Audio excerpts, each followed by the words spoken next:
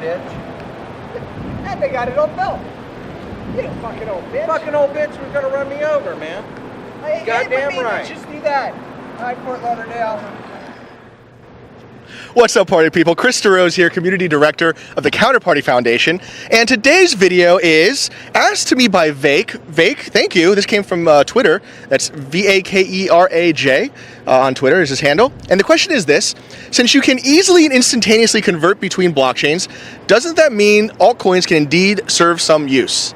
So, you know, there's a lot going on here. Altcoins can serve some use. I don't think that it serves a lot of use. A lot of you know that I'm very skeptical about altcoins, but I mean, here we are. They do exist in some capacity. My point is that they're overused as is, and they probably aren't very important long-term anyways. But more directly to the question is, can't you easily convert them from chain to chain? And the answer is right off the bat, well, no, certainly not right now, and probably not ever. If you wanted to convert them from chain to chain, you need a center of authority. So you look at like what Shapeshifter is doing, which is actually a pretty cool product. They do some really good stuff there. And what Shapeshifter is doing is nonetheless a very centralized authority. So yeah, if you're okay with centralization at that level, then that's fine. And there is a place for centralization, so I'm okay with that. But the place for centralization isn't between blockchains, in my mind. It's between a blockchain and a traditional finance institution.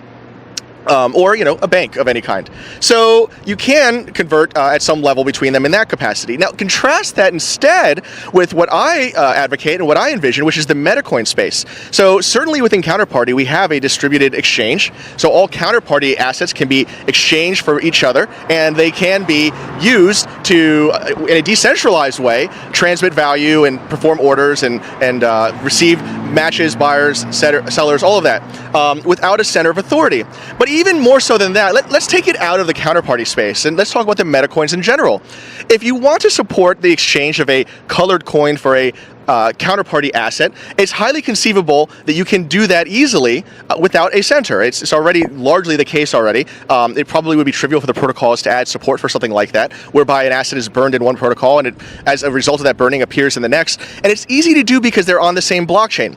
You have all of the same infrastructure, you have all of the same message passing architectures, and you have all of the same inertia by using the same blockchain. And this is what we see online as well. You see this in the form of IP being the sub-layer for a bunch of other protocols that sit on top. Well, so too do we see and will we see in Bitcoin. Bitcoin being the layer below upon which other metacoins and assets and things of value are built on top. So yeah, you can do a lot of what we talk about currently with altcoins, but there's a lot of risk in the system, there's a lot of centralization in the system, and you know, typically even during these exchanges you need to hold these assets in the custody of somebody else. So it's kind of dangerous. It kind of defeats the purpose of, at least in my mind, reducing risk through decentralization. So that's my answer on the subject. I'm sure a lot of people disagree, so if you do, why don't you leave your comments below. I always love hearing your opinions, even the bad ones, but leave what you got to say about for the rest to deliberate on, and let's discuss the issue. If you like this video, you want to see more videos on my channel, subscribe and check out the rest of the videos. Later, party people.